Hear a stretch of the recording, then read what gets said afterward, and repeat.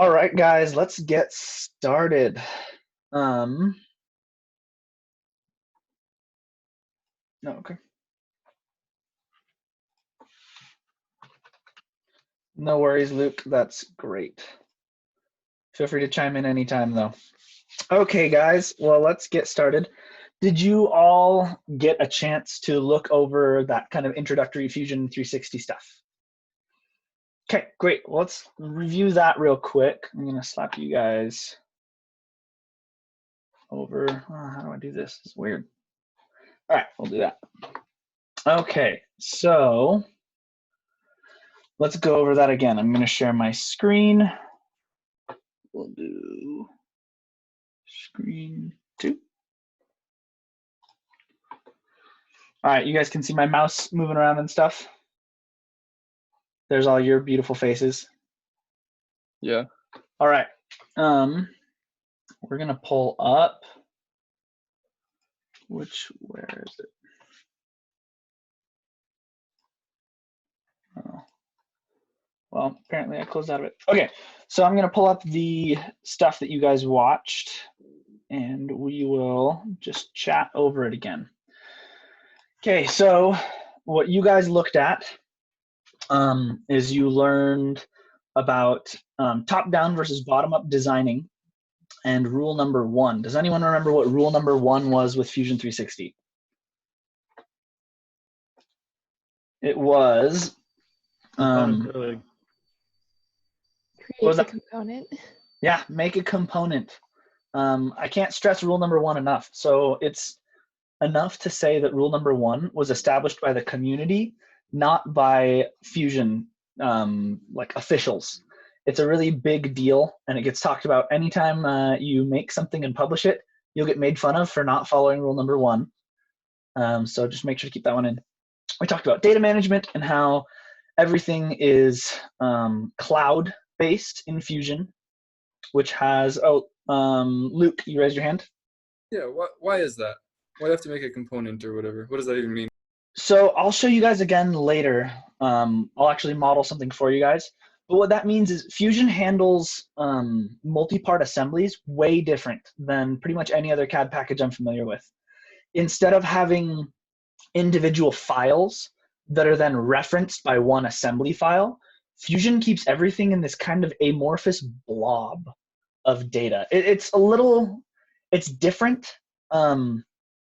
What you're doing when you start a component is you're forcing Fusion to take stuff out of that amorphous blob and stick it in a specific spot and say, keep this information here because I don't want it floating around in no man's land. I'll show you a little bit more what that actually looks like later, and I'll show you some of the pitfalls of not following that. Great question. Any others on that topic while we're there? Awesome. Okay, so we also talked about, you learned about the timeline in Fusion, which is interesting compared to other CAD packages because your features follow along on the bottom instead of in a tree, and you can reverse the timeline at any time to take your model back to any previous state you had it in. It gets pretty useful when you can drag around, I can't do that, when you can drag around certain features and order them before or after other things. We talked about modeling techniques. We're primarily going to deal with solid modeling. I mean, that's the only thing we're going to talk about, unless you guys decide that you want this to be more of a CAD course than a CAM course. Primarily, we're going to focus on CAM, not as much CAD. And then at the end, you guys learned about components in a Fusion 360 file. And that's probably one of the most complicated. So, okay, what we're going to do is I'm going to stop sharing my screen, and we're going to actually go into breakout session real quick. We're going to divide you guys up into groups. I want you to talk about a couple things, and I'll type these questions up and send them out to you. We're going to talk about what's different about Fusion 360's modeling from the CAD package you're most used to. You're going to talk about what are some hiccups that you could run into with those modeling changes. And 3, which modeling techniques they talked about are you least familiar with? So first one, what's different from what you're used to? what are some hiccups you might run into, and what are some techniques you're least familiar with. And I'm going to break you guys out into, let's stick 2 to 3 people in a room, and let's go. Let me just make sure that looks good. Yeah, I'm gonna move. Okay, great. And here we go. We'll come back in, so take about 3 minutes to talk about that. I'll give you a 1-minute warning, and I'll bounce around between rooms. So what's different? What are some hiccups you might run into? And what techniques are you least familiar with?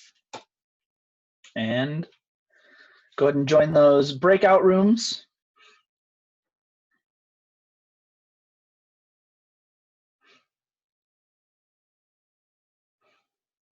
All right, cool.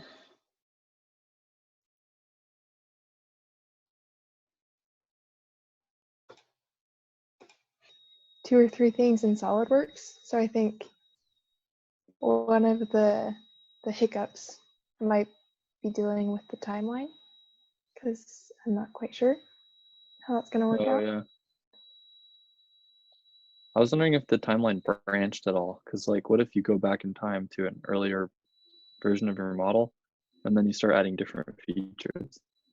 I don't think it does, but we can ask Tyler because he's right there, right? I jumped in on this one because I realized Austin Johnson might not be floating around. But so the timeline never branches. Floating around. Oh, you are floating around. Look at that. Yeah, I just don't want everyone to have to look at my lunch, so I turned off. Oh, you're good. So the timeline never branches. It stays linear. And if you drag back in time and you edit things and then try to jump forward, some things will break. It showed in that video, some stuff turns yellow and some stuff turns red. You can always resolve it, but it sometimes causes problems. So yeah, that's a good point. Okay. What Fusion does is the way it stores information is in a progression way, not in a what's here right now way. So it can always re-step through the process you made, the process you took to get there. Great. Oh, nice though. Yeah. Oh, and I need to, sorry, I'm going to dip out to the main. You're good. We may shift this conversation just a little. Go for it. Okay. Here. You. So Ashley and Corbin, Yeah. I've obviously modeled a whole bunch, but not actually that extensively in Fusion 360. What you guys have modeled just a couple things before. Corbin, have you modeled? I've tried to model stuff, but I think I usually just gave up. That works. And I haven't spent like tons of time on it, honestly. And for what we're going to be addressing with Cam,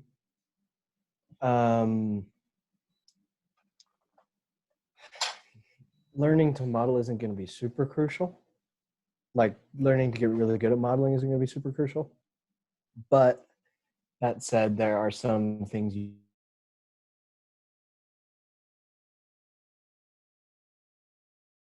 for each component or part or something, whatever it is that you're working in over on the top left, you can just, the part tree, your timeline just shows up kind of as a subset of that. Oh no, that's not.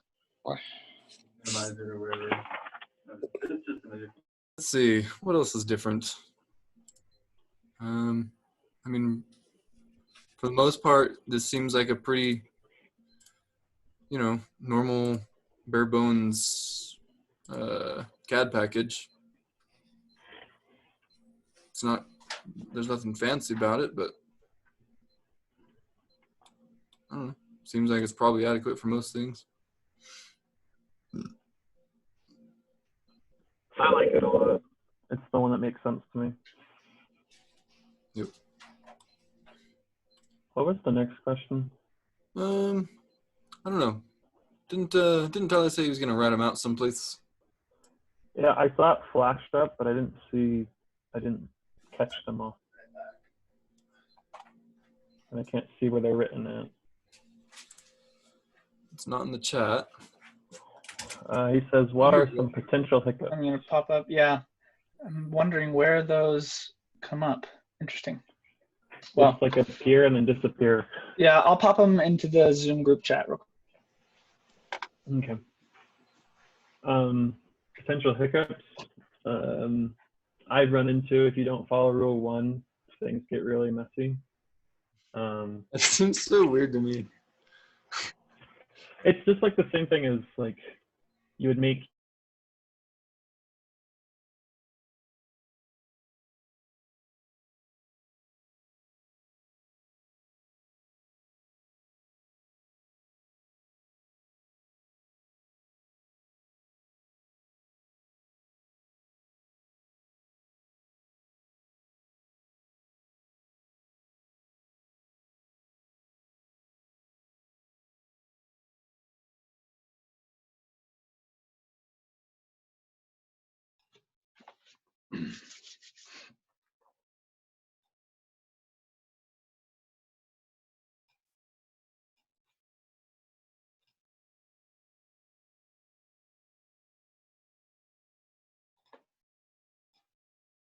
All right, guys, we'll give everybody a minute to hop back in here.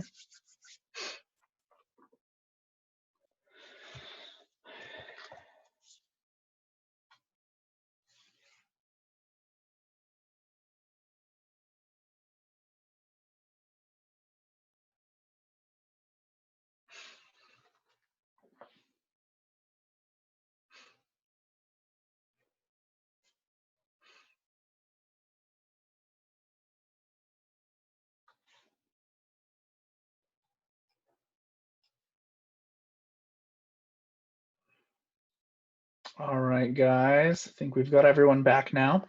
You muted me? I didn't mute Hear you. you. It muted everyone when it brought us back. Yeah, probably. I think Zoom just does that automatically, brings people in and mutes them. That was your. All right, so let's hear what some of your best thoughts were. So what are the primary different things that you guys have noticed about Fusion? And just chime in when you got a thought. Oh, I didn't say this in the breakout rooms, but Uh-huh.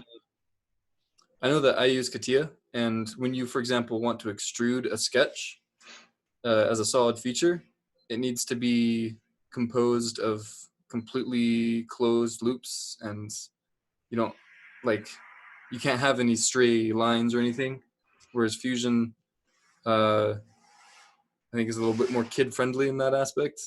Yeah, that is a really good point, Luke. So for those of you who aren't familiar with what Luke was talking about, let's say I was going to, okay, hide that, go away. Let's say I was going to make a sketch here in CATIA.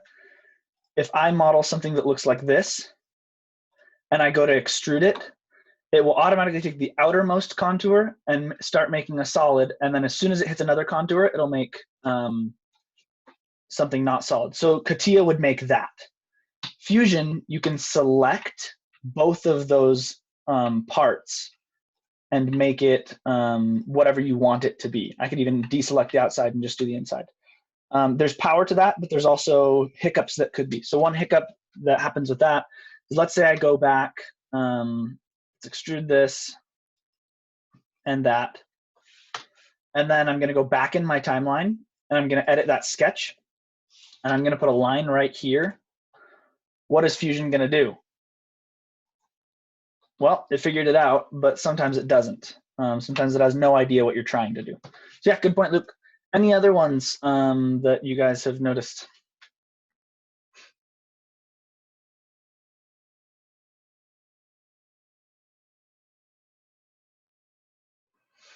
I'll share another big one that came up in some of the chat rooms is the timeline. So the timeline's very, sorry, I'm not sharing my screen. Timeline's very interesting, very different from what you're used to, because you can drag back in time and you can make time paradoxes. So I could try to edit this sketch and reference something that doesn't exist at that point in time, and that causes problems.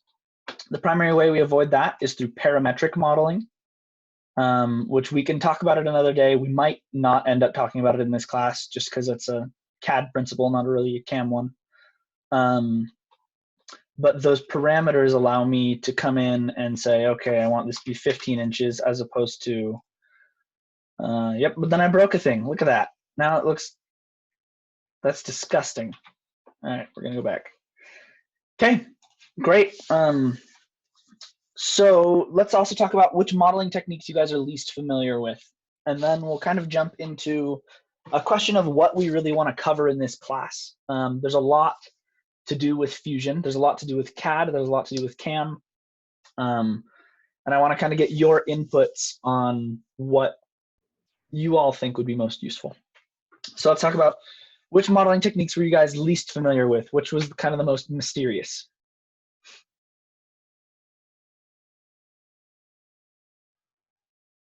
Would you mind just listing those off real quick, Tyler? Yeah, totally. So they talked about, let me share my screen and we'll pull up. Didn't do my homework, so I don't know. That's okay. So modeling techniques in here, they talk about, there we go. Oh, whoops. No, go back. Poop. So they talked about freeform, so parametric, which is the one we use most often. Freeform, which was using those kind of blobby tools that Fusion has. This one's surface modeling, and then direct editing. I will say direct editing is probably the most different from what we're used to seeing. Nothing is recorded in a direct editing environment, but ironically, that's the one we will probably use the most with CAM, because we bring in people's parts and we just want to mash and hack that thing into the shape that we want it to actually be. We don't really care about keeping it all parametric and clean. Yeah, direct editing is also the one I'm least familiar with. So hopefully as we go throughout the course, we'll all get more familiar with it and you guys can help teach me. Any other thoughts before we move on to talking about kind of format of this class? One real quick, Tyler. Yeah. To piggyback on what you were saying, for those of you in this meeting who do have some Mastercam experience, the direct editing is the type of modeling that Mastercam does for everything. So they're directly analogous. And that's why it's so weird. That's why it's weird to use Mastercam for editing. Totally true. Yep. Okay, great. Well, let's chat about some stuff. Let me share with you guys. Here is the schedule I've put together temporarily. Share my screen again. Doing a lot of that. All right. So this is the schedule I've put together so far. Today, so you can see the topics I've got filled in, and then you can see some other potential topics we've got here. Basically, we've only got one day scheduled for talking about CAD and importing models.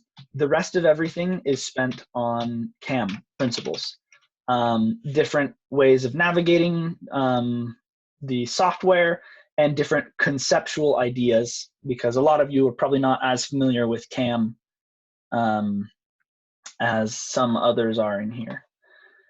So looking at this schedule, looking at what you guys saw about Fusion's modeling, are all of you comfortable? I should have put together a poll. How many of you, oh, Corbin raised a hand. Let's talk to him first.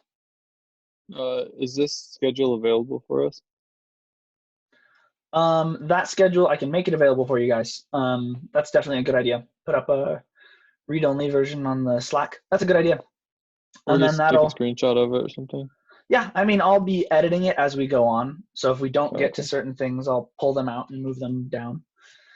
The way I'm going to kind of try to format this is we're all kind of learning together. I'm no expert in Fusion Cam. I've done it more than most people here have, but I'm still no expert. There are things like, so we have bores in here. Fusion has bores, circular, and threading operations, which are all do the exact same thing, but I don't know the differences, so we need to figure that out. I hope you guys will learn stuff independently, come bring it back, and then we'll have some time every class period to talk about what we're actually learning, what we're actually doing. Yeah, so looking at these potential topics lists, actually no, first question. CAD versus CAM. Do you guys want to spend more than just today on CAD and actually talk about some of the form modeling and the parameters and the other tools that Fusion has? Or are you comfortable saying, okay, we know CAD exists, we're going to use it to do these hack and slash things, and then we're going to move on to CAM? What do you guys think? I'm okay skipping the CAD. Well, at least just not spending too much time on it, because I think most of us are, if we're going to be using this to help students or whatever, I feel like it's probably going to be more common to import models, but I could be wrong. No, that makes sense. I can ask like my dad for help, and there's like we all should have access to LinkedIn Learning too, so Yeah, I feel totally. like I can go learn CAD on my own. Okay. All right. Well, I think general sentiment then. Anyone disagree with the idea of we'll just kind of spend today on kind of importing and editing geometry, and then from there we're going to move on and go straight into CAM. Okay. Quick question, Looking at my, Tyler. oh yeah, go for it. Could we throw something up in the Slack channel and see how much interest there is in a divergent class that just covers Ooh. CAD? Because I do agree with everyone's sentiment that they're pretty distinct and we don't need to cover it for CAM. Uh-huh. But if there is enough interest, we could look at opening up a CAD section as well. Yeah, I will write that down. And then just get a head count to see how many people are interested. I know we're somewhere around 1/3 and 2/3 who have and have not taken the CAD class already. Okay. That makes sense. I will definitely put something up like that on Slack, and I will throw out a shameless plug for Fusion out there. Being a person whose time at BYU is about to end and all of the things I have on an educational license are about to expire, I will throw in a shameless plug for having access to a CAD package that doesn't require an educational license. It's a little scary when you walk out into the big bad world and realize, oh, all of my SolidWorks models are going to be inaccessible and uneditable by me in like a year. So I'll throw out that shameless plug. Okay. So we're not going to talk a ton about these topics. We'll talk about them more as we go on, but be kind of collecting ideas of special topics that you guys want to talk about. We've got 3 lectures at the end of this series, and we can go longer or shorter if we need, to talk about some more advanced concepts.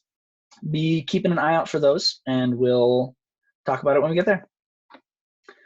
All right, any questions before we move on to Austin talking to us about the kinds of modeling work we end up dealing with in a machine shop environment?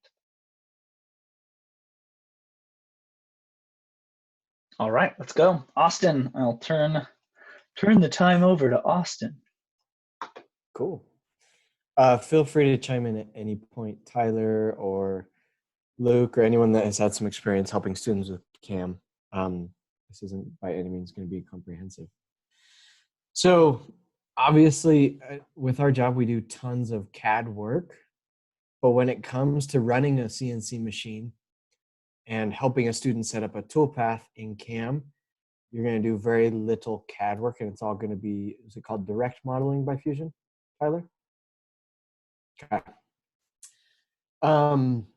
Typically, I'd say probably about 80% of the things that you see that you need to make changes on are all based off things you know about the tool geometry that you're using that the student who designed it did not know.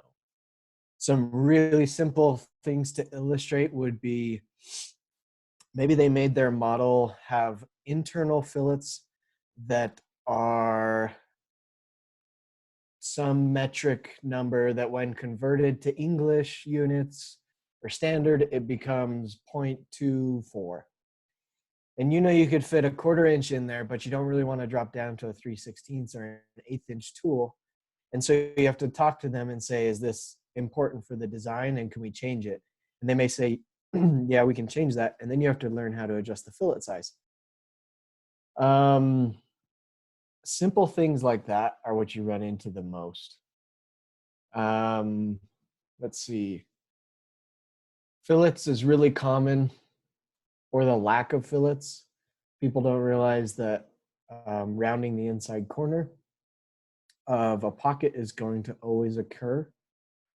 We've talked about the cliche example before with fitting a square thing into a square hole. You can make a square peg super easy. You cannot make a square hole super easy. So you have to learn ways to work around that. And 9 times out of 10, they're not aware of that. And so you have to update their model to do that. Or you have to be able to put in new geometry that you can have your tool follow. For example, maybe some new points on their model that you use as reference for a drilling operation that takes out the corners. I think most of you have seen that drawn before sometime in the office.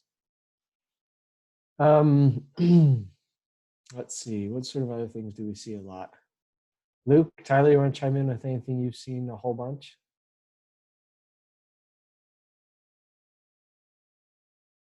Yeah, so a lot of the things I've seen, little edits. Students forget things all the time. Like, wait, there's supposed to be a bump right there. There's no bump. And often those don't come up until you're 3/4 of the way through your camming. And it's a real pain in the butt. Because I'm not as familiar with Mastercam's direct modeling techniques as I should be. So I'd advise you to get good at those too. But Fusion we're going to be primarily using for the CNC router and the Romy. So one of the big things, so there's a couple big things on router jobs that end up becoming problems. One is tabs, but you can put those in through the cam. Radii, when someone has a square slot that, imagine a slot that looks like this piece of paper, and they, like Austin said, they don't realize that corner is going to get rounded. They want to extend the slot. That's a big one that happens. And we'll show you some tools that help accomplish those things in Fusion. Yeah. Another thing along that same line that I ran into just today/yesterday, it was a part I actually designed, so I knew some of those features and I accounted for them, but we were iterating, and that happens all the time in engineering. And we didn't know how some of these fits would work, so we ran the program one time in plastic and then checked the fits and then had a bunch of adjustments we wanted to make. I could go remake the CAD model, re-import it, and have to do the cam not entirely over, but half of it, have to redo it.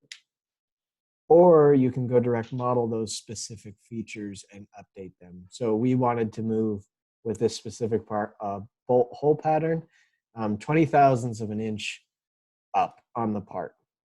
And that would be super annoying to just update that one thing and recam a 40 operation part.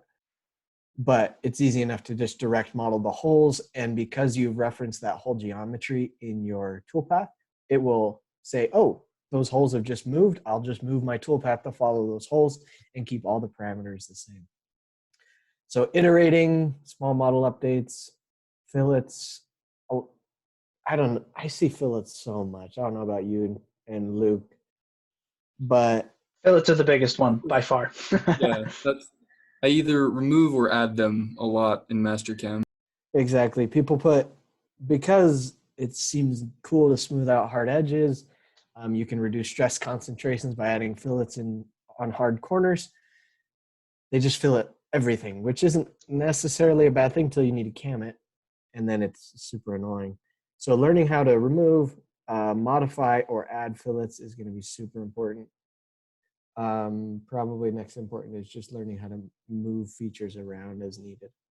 I will mention that one of the benefits to Fusion is if you model it in Fusion and then also cam it there, then you can actually go back into your feature tree and model it, and then, assuming you haven't just completely changed something, the cam will update as well. So that's one Super benefit. nice. Yep. All right. Well, and if Austin and Luke, if you have more ideas, chime in. But I'm going to kind of show you guys a little demo on Fusion of some of those techniques that we talked about. Sounds good. I will share screen. And here we go. All right. So here's this little bulkhead that I made. This was just I need something that looks engineering. So I'll take you through how I modeled it. Made a rectangle. That's a cylinder. Another cylinder, hollowed a thing out, drew a hole, and made a pattern. So now we can pretend I imported this. We can pretend I modeled it. All I have to do to cam it is head over to this manufacturer space. All of a sudden, I'm in a zone where I can cam it. And this will be kind of an introduction. We'll talk more about setups, but a setup is where you define your stock or the material you're going to cut it away from. And you can see these are all my toolpaths. And Fusion loves to make them all dirty every single time you open a part. Every single time. So if you have a toolpath that takes 30 minutes to generate, we'll talk about how to keep Fusion from being an annoying piece of garbage later in the series. So what you can see is I've got all these toolpaths so that when I come in and try to cut it, pew pew, it goes in and it'll cut out that bulkhead shape with a couple awkward things that Tyler did. What's really nice about Fusion is, let's say I did that the wrong size. I can come back into my design workspace. I can edit one of these features. So let's make that a little bit taller. Let's make this a little bit wider. Oh, not 2 points. Move on, it adjusts. I come back into my manufacturer workspace. All those are dirty again. But all of a sudden, I have regenerated all of the toolpaths it requires to make that dang thing. Except my stock does not update automatically because of the way I had it set up. But that's an overview of kind of the joys of being able to change stuff. But that does not only apply to things that you've modeled natively in Fusion. That also applies to things that you pull in, and I'll show you that. Any questions about this little example we saw with this bulkhead design?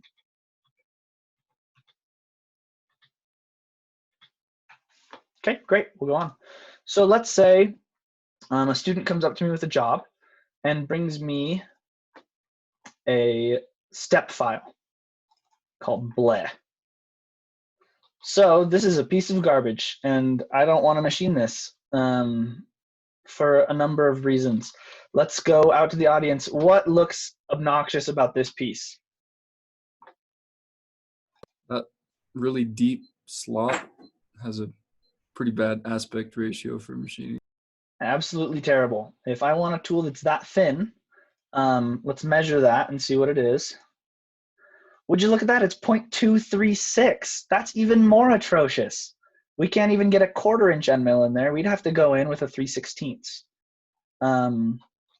Yeah, that's pretty gross.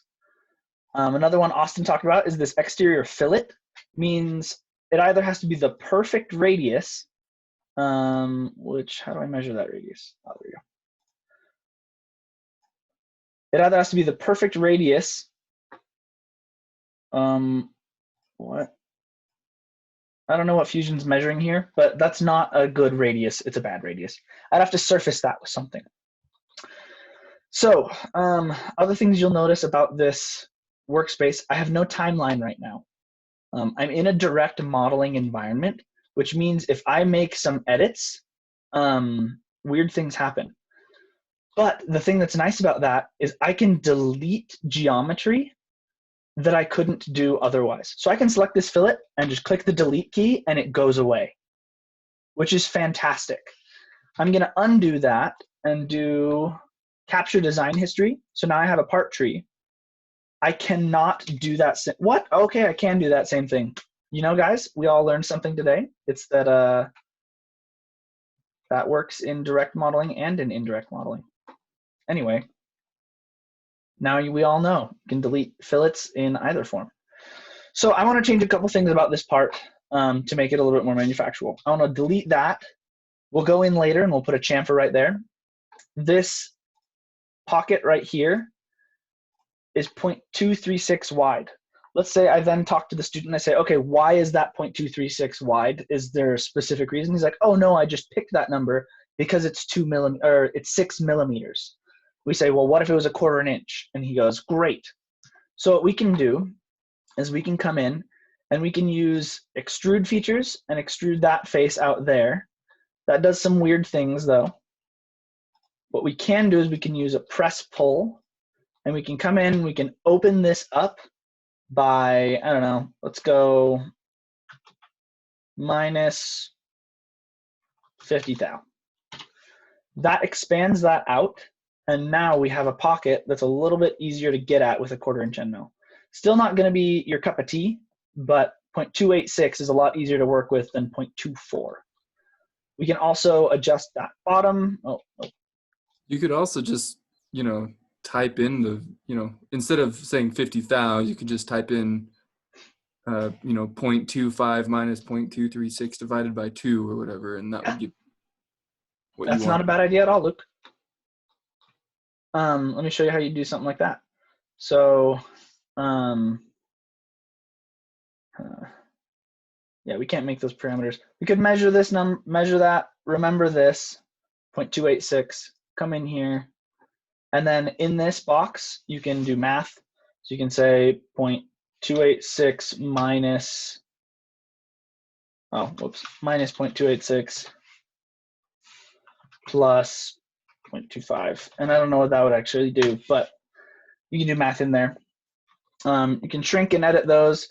You can use any of the tools that you would use otherwise. So let's say the student needed a hole somewhere and said, oh, shoot, that right there needs to come to a square corner. I need to fit some rectangular piece in there.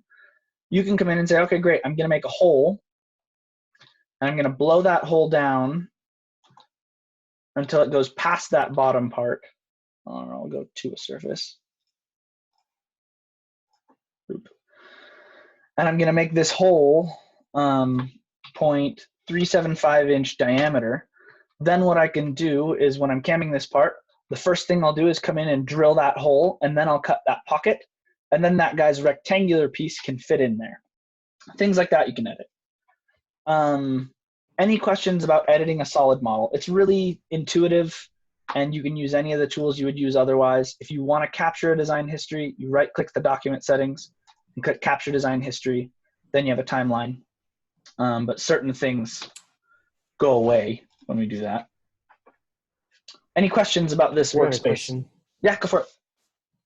So if you're not working inside of that Capture Design History, and this is Fusion specific, you're direct modeling, you delete a fillet. Is the undo function, does that work in direct modeling without the feature tree history? Yes, so I have a fillet here, 0.125. I ask because generally speaking, if you're direct modeling in a CAM software like Mastercam, that does not always undo. Sometimes it does, sometimes it doesn't. Okay, so I delete that face, I hit undo, and it will go back. I don't know the extents of that. We'd have to look into Fusion's specific stuff to figure out when that happens. I've never had a situation where it hasn't worked for me. That's fine. So you're not totally done if you delete something on accident. Correct. You can always go back. Fusion does keep an automatic history of what you're modeling, which is nice. So I can come in here and let's save this bleh. So I save bleh v1, and you see where that pops up in my history. Let's delete that fillet. And if I save it again, I can come in and I can revert versions. So you can see there's 2 versions right here, and I can examine one of them. So if I click this promote button, it just pops up in a different spot, and I can edit it again from that one. But you can still go back and edit any of the versions, which is nice. You get a version history no matter what. You don't have to dig through files. Okay, any other questions about direct modeling on a part you bring into Fusion from a step file? Is there anything you can do in direct modeling that you can't do with a feature tree? Yes, and I don't know what they are. I thought deleting fillets was one of them. I know there are certain features that you can delete and undelete. Wow. There are very specific things that you can do that I'm not familiar with. That's one that we're not going to go over extensively in this course, but I'll probably give a practice assignment outside to play around with it a little bit and find some certain things. But if anyone learns stuff, please bring it up. We all want to know. Okay. Well, another annoying thing that students sometimes do that is way easier to work with in Fusion than any other CAD package I've dealt with is the dreaded guy who brings in an STL file. So if any of you cammers have dealt with students love to find things on Thingiverse. An STL file, for those of you who don't know, basically it takes an object like this bulkhead and it breaks it up into a surface made of triangles, which is really annoying for camming because I want circles to be circles. I don't want circles to be like super polygons. I want this bottom face to be a single face. I don't want it to be broken up into all of these weirdo lines. Fusion, luckily, gives us some really, really nice tools to deal with garbage like this. So we come in, and before we do anything, we come to this mesh body in here, and we convert a mesh to a brep.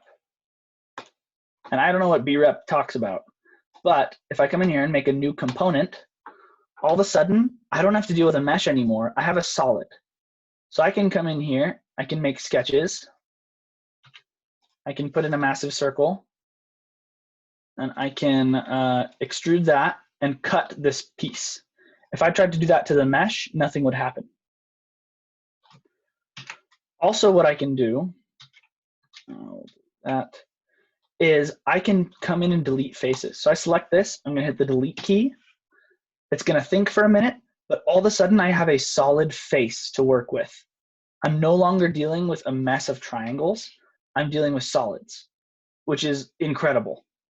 Come in here, do the same thing on this.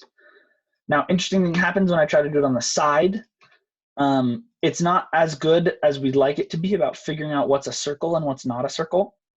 So if you start deleting faces on the side of a circular feature, it doesn't really do you much good. It just starts making a more angular polygon. Yeah, so we can work with STL files, any triangulated surface file, a little bit easier. Not a ton, but a little bit. Another sneak peek for those of you who work, who've already done CAM. An STL file is annoying in Mastercam because if you're gonna like 3D surface a, let's say, a mountain shape, if you want to 3D surface it, you have to select a ton of features. In Fusion, we'll see as we go into things like adaptive clearing. When we're selecting our geometry, we don't actually select geometry, we select boundaries and we exclude geometry. So that makes it a little easier to do stuff like that. For those of you who aren't familiar with CAM, ignore that for now. We'll talk about it again later. Okay, so that's a brief overview. Yeah, go for it. If it's not off Thingiverse, like they just made this in SolidWorks or CATIA or NX, and they brought you an STL, even with this super awesome feature, which I didn't know about, so thanks. You're gonna be better off if you just have them re-export their file into a different format. Yes. And it's really not super hard for them to do. 100%. Thanks, Austin, for that. Because yeah, still, like, even with this wonderful thing, I still only have access to line selection here. I can't select that circle as a whole. Thanks, Austin. Good point. Fusion also has a thing, and I can't remember where it is. Oh man, where are you, Christmas? Somehow, I can come in, find features. So if I click this find features button, remember I brought this in as a, Okay, first thing. I brought this in as a step file. First things first in Fusion, if I was modeling, you don't have to worry about it as much if you're just camming, but to create a component from a body. So now I have a component, that's the Fusion rule number 1, and then I activate it. Once again, Fusion rule number 1 for modeling. If I come into here and I capture design history, and then I come in and,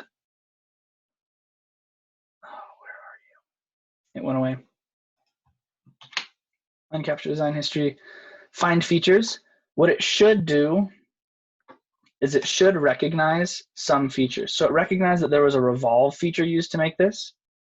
And then you can take those features and you can edit them a little bit. We're not going to go into that tool either. It's a little weird. But once again, another tool you can play with. Okay. That is an intro to pulling parts in. We haven't done any camming yet. We'll talk about the basics of camming next time, tools, feeds, and speeds. But what questions do you all have about bringing parts in, manipulating them in a basic manner in Fusion? We didn't go crazy in depth into CAD, but what questions do you guys have?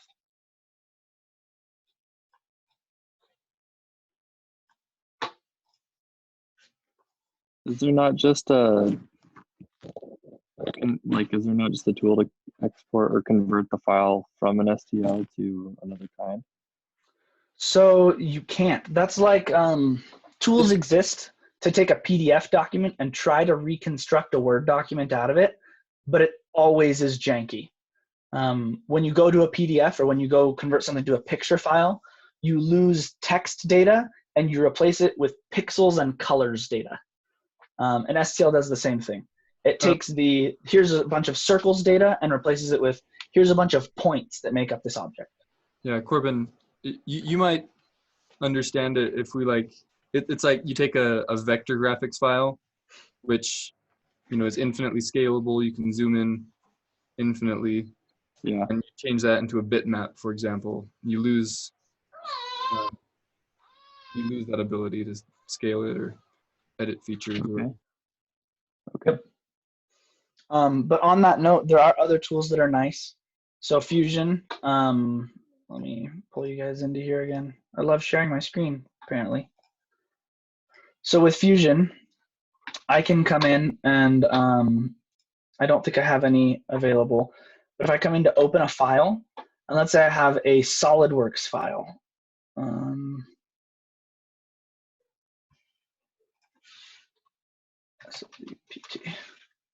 I don't know if I have any, but if I have a native SolidWorks file, I can bring it into Fusion and have it convert SolidWorks features into Fusion features.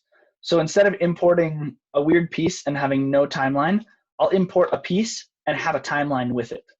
Even if it was modeled in SolidWorks or Inventor or in CATIA, most other modeling softwares, it'll do that. That's one of their premium features though, so you don't get it on your personal license. But we will have it available for access when we're working with anything in the shop, which is nice. So if someone walks in, do you have enough money to have your own SolidWorks account to be able to make SolidWorks files and pull them into Fusion, then you have money to pay for premium. The one place it does bite you in the butt with personal use is when you're getting things off of GrabCAD and someone has their solid part file uploaded and you want to make one little edit that would be super easy if you could edit and extrude. You can't get it. You have to get their step file. So you're right, Corbin. You don't run into it very often, but. I had a question for you, Tyler. Yeah, totally. What are some of the favorite file types when camming in general and or specifically for Fusion 360? Yeah, so totally. A student comes and says, hey, I want to do this thing. What should I bring you? Okay. So let's look at this. Let's say this is a stool that I made for Scott, by the way. You can see it's a multi-part assembly and you can see every part has its own component. And when I go into activate a component, I have access to certain features. Anyway, independent of that. Let's say I want to take this piece, this tower, and I want to export it as something. So I come up to export. Fusion gives a couple good files. So the primary file types we like to see camming, the number one is step file. So a step file is what we brought in with that blah piece, that weird circle. That maintains geometry. It does not maintain a history of how the part was made, but that's okay. We don't really care. I think those are the main ones I like. Mastercam will bring in SolidWorks files. So will Fusion. So those work just as fine. So a native part file will work in both Mastercam and Fusion. Caveat on that one. Yeah, go for it. On the Mastercam side, you can bring in any native part file from any CAD package if you have it installed on that same machine. So it's not like an independent software like this can open SolidWorks file even if you don't own SolidWorks. For Mastercam, it actually exits the software and uses the other software to read in the part. So you have to have the SolidWorks, CATIA, whatever installed. Cool. Unless they've changed something since I last learned. Cool. That is really good to know, Austin. Thanks. Up to date as well. So if you have SolidWorks, 2020 file, and you only have SolidWorks, I don't know, like 2018 or something earlier on your computer, then it probably won't work. Interesting. Yeah, in Fusion, it all happens in the cloud. So it's called cloud conversion. And Fusion must just have something established where they know how to read in part files from SolidWorks. Can they do all types of files or just SolidWorks? So let me show you here. When I come, oh, dang it, stop it. SketchUp on there. Yeah, you can. It's very interesting. You can come in, open for my computer. All right, there you go. You can see the list of all supported files. There's a lot of them in there. But SketchUp, solid parts, SolidWorks assemblies. I'm pretty sure most CAD packages will be able to be imported into Fusion. Because it's a cloud thing, they continuously update what file types they support. So today you might not be able to import something from Google SketchUp, but tomorrow you might. That was pretty comprehensive list too. Yeah, it's pretty nice. Yeah, okay guys, thanks for letting me be long-winded at you. So I have one thing to end with real quick before we go. I'm going to open up a poll. If you guys could fill this out for me real quick. Just kind of what things do you want to see more of? What things do you want to see less of? Obviously, I'm no expert at teaching, but I'd love your feedback. And if you have more than just more of this, less of this, feel free to email me. Let me know what's going on. And I am happy to help. I'll try to pump out a practice set of stuff to help you practice modeling in Fusion, and give you guys some tutorials that you can pursue if you want to learn more about modeling in Fusion. Let's see. If you also, oh yeah, and I'll also give you a pre-assignment for the next class.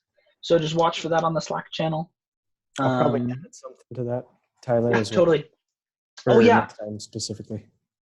Austin will be teaching the majority of next time. We're going to be talking about the basics of CAM, so just a real quick overview, and then we'll be talking about feeds and speeds, and just a couple basic tools. We might drag Nick into that call too. We'll see. Great. That sounds awesome to me. You might want to join. Can you drag Leo into this call too? It's wonderful for me. Say something, homie. Nope. Maybe we could even just get Nick to come into the office with us, because I saw him earlier today, so that's definitely a possibility if you can't get it, set up on his own. I see. You're on campus. That's right. Yep. Oh wait, Luke. So you're in the prototyping lab? He's in the background of Austin Turner's video. So there's the webcam on one of the Reliabuild printers that we could pull off and stick on one of the prototyping lab computers. Yeah, that'd be great. Yeah. So Corbin probably won't go grab that for you because he's infected with the plague. Oh, Back come to on, please don't, Corbin. I'm almost better though. I'll be good soon, I think. All right, guys. Thank you so much for your feedback. I will see you guys next Thursday. I'll try to get out those assignment stuff, practice things in the next 2 days. Come with stuff you've learned, come with stuff you want to know, and bring more people. Thanks, guys. Hey, Thanks, Tyler, everyone. Humans. Thanks, Tyler.